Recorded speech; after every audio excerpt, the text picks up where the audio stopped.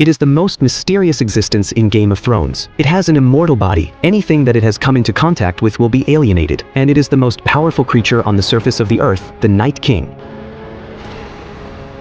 After lying in wait for thousands of years, the Night King finally began his plan to wipe out humanity. However, every move of his was known by Bran, the current three-eyed raven. So Bran asked the Maester to write a letter, sending everything he had seen to the Citadel, hoping that with their prestige, the Seven Kingdoms could be united to fight against the Night King. However, after reading the letter, these old Maesters regarded the legendary army of the dead as a laughingstock for amusement. Only Samwell Tarly beside them firmly believed it, because he had witnessed it with his own eyes at the Fist of the First Men. Sam tried to get these people to pay more attention, but the words of an unknown nobody like him carried no weight at all. Facing the choice between the survival of humanity and the dream he had been chasing all his life, Sam chose the former. So he secretly took several books about the White Walkers that night and left with his wife, intending to go to Winterfell to help Jon Snow. Although Jon Snow was not the first person to discover the White Walkers, he was the first to stand up and gather humanity to fight against the Night King. In order to find powerful allies and dragonglass that could kill the White Walkers, Snow accepted the invitation of the Imp and came to Dragonstone Island.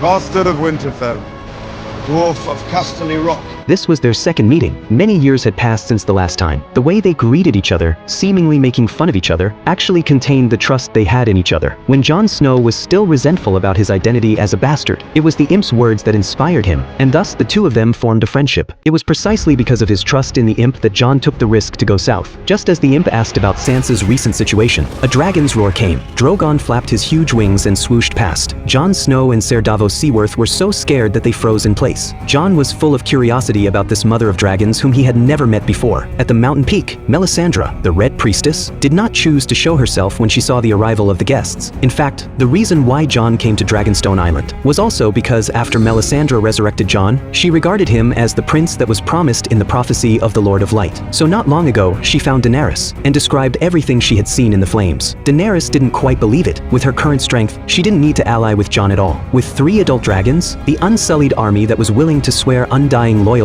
and countless fleets, she could overthrow Cersei's rule overnight. But the Imp beside her strongly recommended it. Daenerys didn't insist and agreed to this request, and Melisandre also completed her last mission, making ice and fire meet,